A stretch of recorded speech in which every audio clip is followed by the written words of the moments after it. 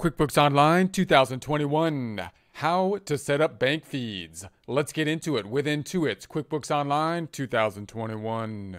Here we are in our QuickBooks Online bank feed test file. We're going to be thinking about the process of setting up the bank feeds and or getting the information from our bank into the accounting system, directly from the bank into the accounting systems. We have a couple things that we want to keep in mind as we do so. One is going to be, how much data do I need? Do I need a lot of data that's going far back in time into the accounting system? Can we get that much information to the bank? Is there some kind of limit as far as how far back I can get the bank feed information from? What is going to be the starting point that we need in our system? If we already have data in our QuickBooks system, we want to make sure that we're not duplicating the data. So what's going to be the cutoff date that we need the information that's going to go into our system, and then push forward from that point in time. Now, the actual setup of the bank feeds is usually pretty straightforward. Just connecting to the bank, that's going to be an easier and easier process. Many institutions, most large banks, will have the process set up fairly easily. They might be different a little bit in terms of the verification process, but most large institutions and even smaller institutions that are banking institutions have the ability to set up the bank feeds, and you can kind of figure out how to set it up pretty quickly. That's not usually the challenge. The challenge is going to be how to get that first information to be set up correctly, and then once it's all set up, it should be fairly straightforward going forward. So under the Transactions tab, that's where you have the banking information. So we got the banking information up top, we have the Connect Account down below, or we can upload transactions. Uploading transactions can be useful, especially when you're first doing the connection process, especially if the bank doesn't have, say, as far back of the data that you need. Meaning, for example, if you need all the information for like 2020 and you're trying to create your entire books and at one time so you can do your taxes, for example, or something like that, and the bank is saying, hey, look, I can only give you so much data, go so far back in time with a direct connect to the bank, then you might want to download information from the bank and see if you can get a longer portion of the time, upload it then here. Once you have that uploaded, then maybe go forward from there, connecting directly to the bank, and then you can push forward from that time. Whether you connect to the bank or you have the transactions uploaded, meaning you download them from the bank and then you upload them into the QuickBooks system, you will basically be at the same starting point once the data is in the QuickBooks system, meaning the data will not automatically go directly into the financial statements. You will not be building the financial statements from the data, at least not for the first few months. You will then have the information that's kind of what I would call bank feed limbo, and you're going to have to go in there and then kind of figure out where those bank feed transactions should go. As you do that, then it's going to be easier and easier. The QuickBooks system will memorize transactions and it'll be easier to go. So those are going to be basically our two options, but let's first think about logistically what's going to happen when we set up this to the bank. And you can think down here to do that. Let's go to the Accounting tab down below. We want to be in the Chart of Accounts. I'm in the Accounting tab, the Chart of Accounts. Now, obviously, when we set up the bank feeds, they're going to be feeding into our bookkeeping system, and ultimately, where do we want them to go? Usually, if we're talking about the checking accounts, then into some kind of checking account up top. So we're going to have another account up top, which will be basically cash accounts, checking accounts that will be up top usually. You could start the bank feeds here. For example, I could set up a new account up top. I'm not going to finish this, but it could be a bank type of account.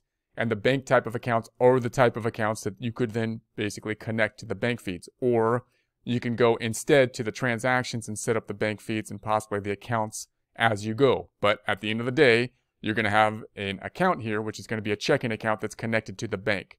Also note, you can do the bank feeds for other financial institution type of accounts, for example, credit card type of accounts.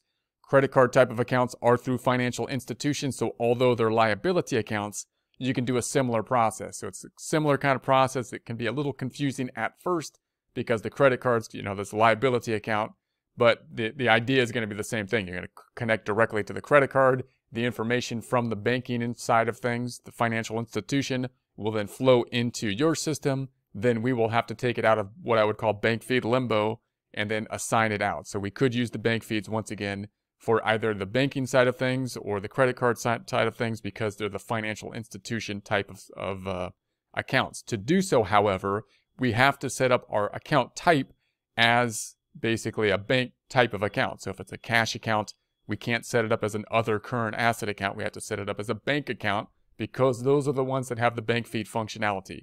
If we have credit card accounts, we can't set them up as other current liability accounts, but rather as credit card type of accounts because those are the ones that have the bank feed capability. So let's go back up to the transactions up top.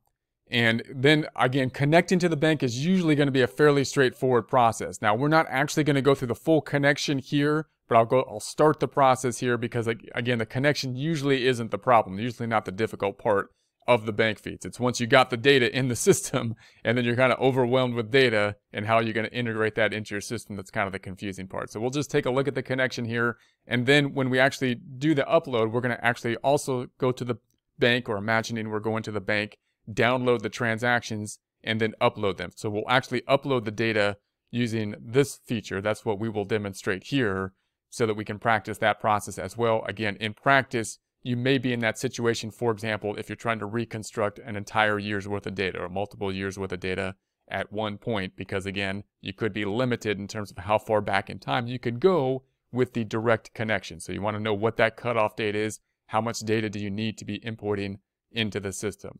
So I'm going to just practice this connect account. We're not going to finish through the connect account process here. But if I go into the connect account, we got the major institutions. So like I say, most of the major institutions will be up top and be fairly straightforward to go through. If they're not down below, then you can go to the search. And so you can search for other institutions. You got the credit card institutions up top, of course. And like I say, even a lot of the smaller banks are getting better at this. If you have problems with it, you can contact the bank and the institutions, and larger institutions could have whole departments that are basically dedicated towards, working with issues with QuickBooks at this point. So it's pretty nice. So let's just pick one here, and also note that they do have the PayPal now in the system, which if you're doing online kind of transactions or gig work or something like that is really nice. So I'm going to go to Chase. We're going to assume it's a Chase account, and then sign into the account. Start by connecting your Chase account with Intuit, the makers of QuickBooks Online Edition. Go to the bank site to sign in and connect your accounts. Then we'll return here and bring in your transactions. So they want you to actually go to Chase then if you have the online banking. Obviously, you have to enter the online banking into the system to give the credentials to the system, and then come back here and continue. This verification process with the bank and QuickBooks may differ from bank to bank, but obviously you need the verification process. You need to go through the verification process. If you have problems with the verification process, like I say, most institutions are quite familiar with this, especially the large ones at least, and you can actually contact the bank and they can kind of help you to walk through it and connect it out. So that's basically as far as I'm going to go with this, because we're then going to go through the second step here, or the second option, and imagine that we're going to be downloading the data. So we're going to go through the process of downloading the data from the financial institution, which again we might do if we need a whole lot of data, like a full year's worth of data when we first start, and then we'll upload it to the system. Once we upload it to the system, we'll basically be at the same point, whether you do either of these options. Once the data has come in from the system into QuickBooks, you'll be at basically the same point. We'll be at bank feed limbo. And that's when the difficult part starts. That's when we have to go through the data that we have compiled and then allocate it out into the system so that it will then be used to make the financial statements in a way that's going to be as efficient as possible. So we'll start that next time.